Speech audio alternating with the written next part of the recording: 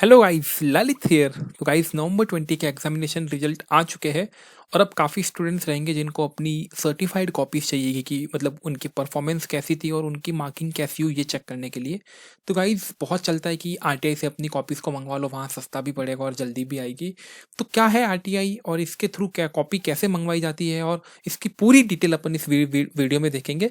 Even मैं आपको website के ऊपर जाकर भी मतलब शो कर लूंगा कि आपको कैसे अप्लाई करना है, मतलब पूरा के पूरा कॉपीज के लिए। ठीक है, तो आइए गाइस अपन स्टार्ट करते हैं। गाइस, फर्स्ट ऑफ ऑल, जो अगर आपको अपनी सर्टिफाइड कॉपी सीट मंगवानी है तो उसके लिए आपके पास दो तरीके हैं। पहला तरीका है वो है कि आप आईसीआई के थ्रू जाओ, मतलब आईसीआई की वेबसाइट जो है, आईसीआई एग्जामिनेशन वेबसाइट, उसके ऊपर जाओ और वहाँ पर एक सर्टिफाइड कॉपी का ऑप्शन है जो कि एग्जामिनेशन रिजल्ट के नेक्स्ट डे से स्टार्ट होता है। ठीक है, वहाँ पर अब क्या होगा कि आपको पर सब्जेक्ट के लिए 500 रुपीज़ पे करने पड़ेंगे। मतलब मान लो फॉर एग्जाम्पल, अगर आपको आपके पूरे के पूरे बोथ ग्रुप के 8 पेपर है, 8 पेपर की कॉपीज मंगवानी है तो आपको टोटल 4000 रुपीज का एक्सपेंस करना पड़ेगा। ठीक है, तो वो आप सर्टिफाइड कॉपीज में मंगवा सकते हो। और बट वहां पर एक और लूपहोल ये है कि उसका कोई टाइम बाउंडेशन नहीं है, कोई रूल्स मतलब ऐसा फिक्स नहीं है कि आपको इतने दिन में मिल जाएगा।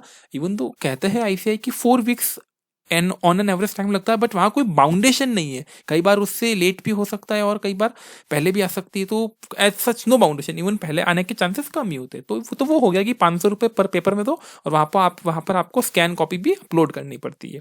ये हो गया आईसीआई का तरीका। सेकेंड एक है आरटीआई का तरीका। अब पहले तो ये आरटीआई है क्या, मतलब क्या आरटीआई जो है वो भी आईसीआई की वेबसाइट से ही अपलोड होती है, मतलब अप्लाई होती है, या कोई दूसरा तरीका है? देखो गाइस, पहले तो राइट टू इंफॉर्मेशन एक्ट, ये जो है ना 2005 के अंदर, इसके अंदर क्या, ये एक एक्ट ऐसा है कि आप इस एक्ट के अंदर जिस जिस डिपार्टमेंट को मेंशन किया गया ना, आप उस डिपार्टमेंट से एक सर्टेन 10 रुपए की एप्लीकेशन फीस देकर आप कुछ भी इंफॉर्मेशन निकाल सकते हो जो कि पब्लिक अथॉरिटी के लिए अवेलेबल होती है। ठीक है, तब आरटीआई एक्ट के अंदर आईसीएआई को भी इंक्लूड किया गया है, तो मतलब अपन आईसीआई से भी इंफॉर्मेशन को कॉल ऑफ कर सकते हैं। फिर सेकंड चीज है कि अब जो अपन आरटीआई से आईसीआई के साथ एप्लीकेशन सेंड करते हैं उसके अंदर अपन इंफॉर्मेशन मांगते हैं। अपन यहाँ पर डायरेक्टली ये नहीं बोलते कि मेरे को कॉपी मतलब जो है सर्टिफाइड कॉपी दे दो, अपन कॉपीज को एज ए इंफॉर्मेशन मांगते हैं और इंफॉर्मेशन की डेफिनेशन के अंदर अपनी सर्टिफाइड कॉपीज भी इंक्लूड होती है। तो मतलब इनडायरेक्ट तरीका ये होता है कि आरटीआई के अंदर 10 रुपए लगेंगे यहाँ पर एक एप्लीकेशन के, और आप अपनी जितनी कॉपी चाहे उतनी मंगवा सकते हो। गाइस, काफी बच्चे पूछते 10 रुपए पर कॉपी है या 10 रुपए मतलब एक शॉट में जाता है या क्या कुछ तरीका है? तो गाइज, इसका यह है कि 10 रुपए लगेंगे आपको एक एप्लीकेशन फाइल करने की, और एक एप्लीकेशन के अंदर आप चाहो तो एक कॉपी मंगवाओ, दो मंगवाओ, या आठों की आठों कॉपी मंगवा सकते हो। मतलब गाइज, जहां आईसीआई के थ्रू आपको 4000 रुपीज पे करना होता है 8 कॉपीज के लिए, यहाँ आप ओनली 10 रुपीज में पूरी की पूरी 8 कॉपीज को मंगवा सकते हो। एक बहुत बड़ा बेनिफिट यहाँ क्या होता है कि सिंस ये जो आरटीआई एक्ट के थ्रू चलता है तो यहाँ जो रूल्स है उसका ये कहना होता है कि जिस दिन आप एप्लीकेशन करते हो ना, आपको उस दिन से 30 डेज के अंदर आपको इन्फॉर्मेशन मिल जानी चाहिए। मतलब आईसीआई के ऊपर ये बाउंडेशन आ जाती है कि जो बच्चा जब आरटीआई की एप्लीकेशन करता है उसको उस डेट से 30 दिनों के अंदर आईसीआई को वो पूरी इंफॉर्मेशन देनी होती है। मतलब यहाँ पर रूल्स है कि आपने आज अप्लाई किया तो विद इन अ मंथ आपको आपकी कॉपीज मिल ही जाएगी, और जनरली ऐसा होता है जब आपको मिल ही जाती है।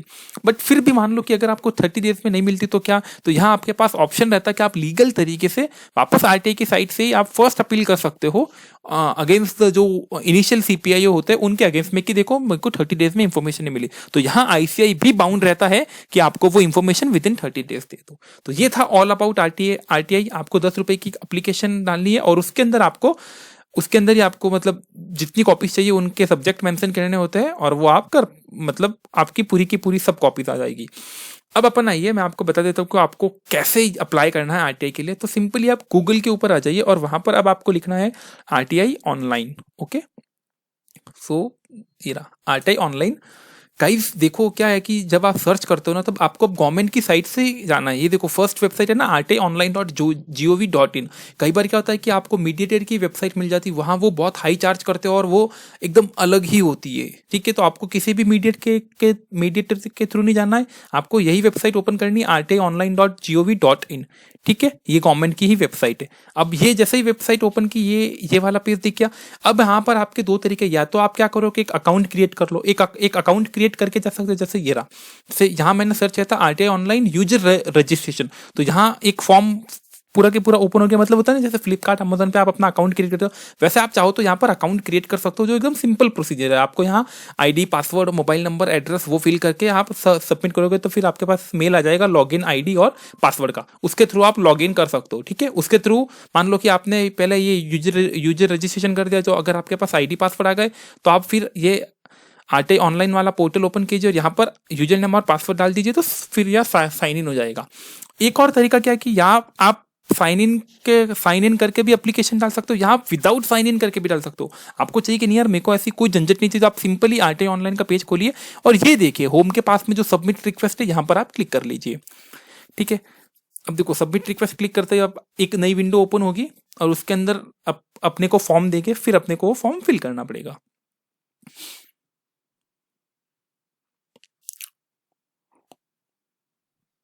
थोड़ा सा इंटरनेट स्लो है गाइस।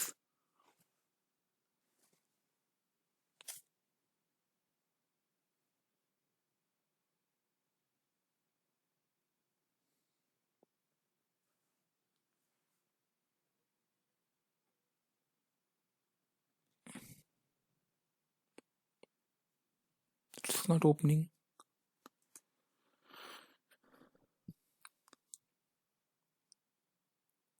ये रहा। ठीक है, हाँ तो जैसे ही वहाँ मैंने सबमिट रिक्वेस्ट पे किया तो ये पहले मतलब गाइडलाइंस देते हैं, तो यहाँ आपको ओके करके सबमिट करना होता है। इसके अंदर वही होता है कि मैंने कुछ गलत इन्फॉर्मेशन नहीं मांगी और करेक्ट इन्फॉर्मेशन मैंने भी पुट की। जैसे ही आप सबमिट रिक्वेस्ट पे करोगे, वहाँ ओके करोगे, उसके बाद आपके सामने ये पेज ओपन हो जाएगा।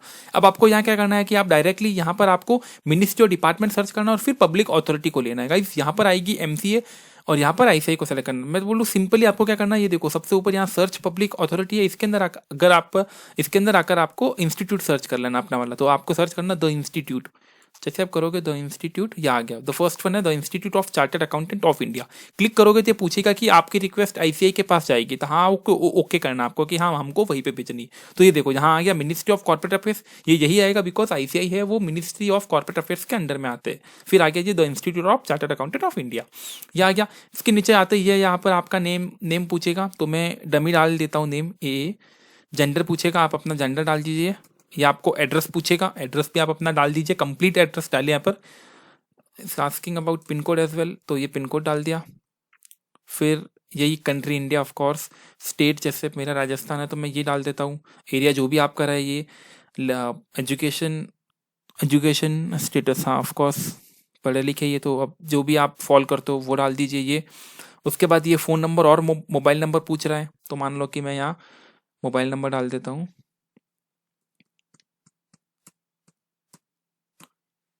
ये आई थिंक पूरा हो गया। फिर ये यहाँ पर ईमेल आईडी पूछ रहा है, तब आपको ईमेल आईडी भी डालनी पड़ेगी। मैं डाल देता हूँ, जैसे मान लो नो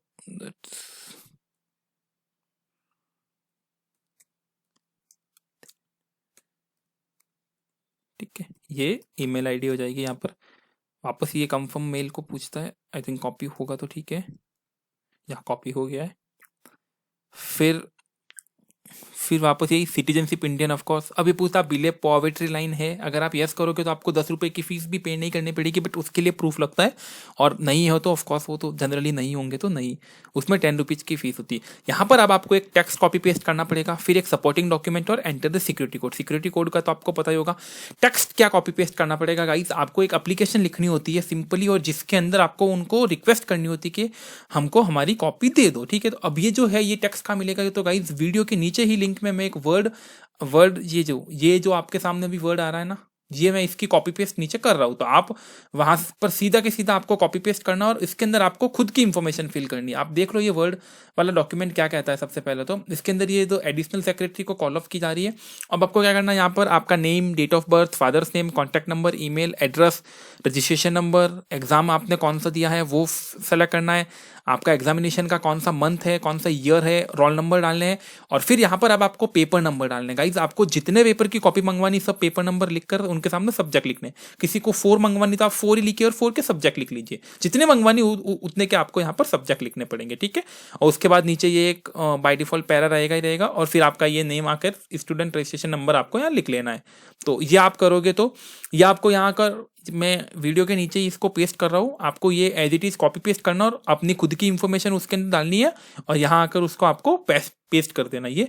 फिर बात आती है सपोर्टिंग डॉक्यूमेंट की। तो गाइस सपोर्टिंग डॉक्यूमेंट में आप अपना एडमिट कार्ड डाल सकते हो, आप अपना एडमिट कार्ड डाल सकते हो। अब देखो एडमिट कार्ड क्या हो सकता है कि आपके पास पीडीएफ कॉपी रहेगी, आप उसको भी अटैच कर सकते हो। आपके पास अगर फिजिकल कॉपी है तो आप उसको सेल्फ अटेस्ट करके भी डाल सकते हो, ठीक है। मैं आपको क्या प्रीफर करूंगा कि गाइस अगर आपके पास हार्ड कॉपी है तो आप उसके ऊपर अपने साइन कर लीजिए एडमिट कार्ड के फ्रंट पेज पे और उसकी सेल्फ अटेस्टेड कॉपी डाल दीजिए। बिकॉज अपन ने यहाँ पर टेक्स्ट भी ये यूज किया कि the self attested photo copy of my admit card. मैं सेल्फ अटेस्टेड कॉपी यहाँ पर अपलोड करो तो सेल्फ कर देना। मान लो किसी के पास हार्ड कॉपी नहीं है, सिर्फ वो पीडीएफ सॉफ्ट में ही है तो आप उसी को अपलोड कर देना, बट यहाँ से सेल्फ अटेस्टेड हटा देना। यहाँ आप सीधा कैसे देना the photo copy of my admit card, वो सेल्फ अटेस्टेड हटा देना। उसके बाद आप ये सपोर्टिंग डॉक्यूमेंट आ जाएगा और एंटर सिक्योरिटी कोड। ये करते ही फिर आपको ऑप्शन आ जाएगा मेक पेमेंट का। फिर आपको सीधा मेक पेमेंट करना, वो आपको पेमेंट गेटवे के ऊपर लेके चला जाएगा जहां पर डेबिट कार्ड, क्रेडिट कार्ड और नेट बैंकिंग जो भी ऑप्शन है आपको 10 रुपीज का अमाउंट पे करना है और लास्ट में आपको वो डायरेक्टली आपको फिर आपकी एप्लीकेशन नंबर दे देगा। एप्लीकेशन नंबर जैसे ही ये जैसे ही पेमेंट होगा ना, लास्ट में एक विंडो आएगी जिसके ऊपर आपके एप्लीकेशन नंबर लिखे आएंगे, वो आपको रखने हैं। इवन दो उसको छोड़िए, उसके अलावा आपके मोबाइल के ऊपर भी एक टेक्स्ट मैसेज आ जाएगा और आपके ईमेल के ऊपर भी एक मेल आ जाएगा। गाइस टेक्निकल एरर कई बार क्या होता है कि आप पेमेंट आपका अकाउंट से डिडक्ट हो जाएगा बट आरटीआई वालों अकाउंट्स को इनको नहीं मिलेगा कई बार, तो आपको इमीडिएटली आपको शायद आप अपने आरटीआई के नंबर नहीं मिल सकते। उस केस में आपको 24 to 48 आवर्स का वेट करना, 1 से 2 दिन का वेट कर लो, आई एम श्योर आपको मेल आ ही जाएगा। फिर भी अगर आपको मेल नहीं आता ना तो यहाँ पर इनके आरटीआई वालों की वेबसाइट रहती है, ठीक है। या मैं हाँ अभी कमेंट एंड सेकंड अपील है, हाँ इनकी यहाँ पर मैं आपको जैसे एफएक्यू में जाऊंगे तो आपको वहाँ पर उनकी ईमेल आईडी मिल जाएगी, या मैं अपने डिस्क्रिप्शन बॉक्स में भी उनकी ईमेल आईडी मेंशन कर लूंगा। तो आप वहाँ पर उनको 2 दिन बाद में मेल डाल देना। वो आपको क्या कि कई बार टेक्निकल एरर के कारण आपका जनरेट नहीं होता, वो आपको जनरेट करके दे देंगे। इवन दो आपको 2 दिन का वेट करना, उसके बाद आ जाएगा, ठीक है। तो बस आपको वो सबमिट करना है और आपको वो एप्लीकेशन नंबर आपके रेफरेंस के लिए रखना है, दैट्स इट। उसके बाद आपको कुछ नहीं करना है, ठीक है गाइस। तो ये आपका रहेगा आरटीआई से अप्लाई करने का। अब मान लो कभी भी आपको अगर आपको स्टेटस चेक करना है तो गाइस यही पोर्टल पे आना और यहाँ पे व्यू स्टेटस है, यहाँ पर आपको क्लिक करना है। व्यू स्टेटस पे आप क्लिक करोगे ना तो उसके बाद ये किया आपको नई विंडो मिलेगा। देखो यहाँ पर अब आपको रजिस्ट्रेशन नंबर डालना पड़ेगा, जो पहले का जो भी आएगा करने के बाद वो ईमेल आईडी डालना पड़ेगा और ये कोड डालोगे तो उसके बाद आपको ये स्टेटस बता देगा कि ये कहाँ गई है और कहाँ नहीं गई है, ठीक है। जनरली ये सीपीआईओ के पास जाती है और वहाँ से आगे फॉरवर्ड होती है। तो गाइज ये था पूरा के पूरा आरटीआई के बारे में। आई होप आपको पूरा समझा होगा। एक छोटा सा procedure, I don't think 10 minute से भी ज़्यादा इस एक आरटीआई फाइल करने में लग सकते हैं। गाइज अगर आपको कॉपीज मंगवानी ही है तो आई थिंक कि आरटीआई वाला ऑप्शन बेस्ट है। यहाँ पर बाउंडेशन भी होती है 30 डेज में और पेमेंट भी 10 रुपये में पूरी की पूरी कॉपीज आ जाती है यहाँ पर। तो गाइज स्टिल अगर आपको कुछ भी क्यूरीज हो तो आप यहाँ पर कमेंट करके पूछ सकते हैं, ठीक है। Thank you so much.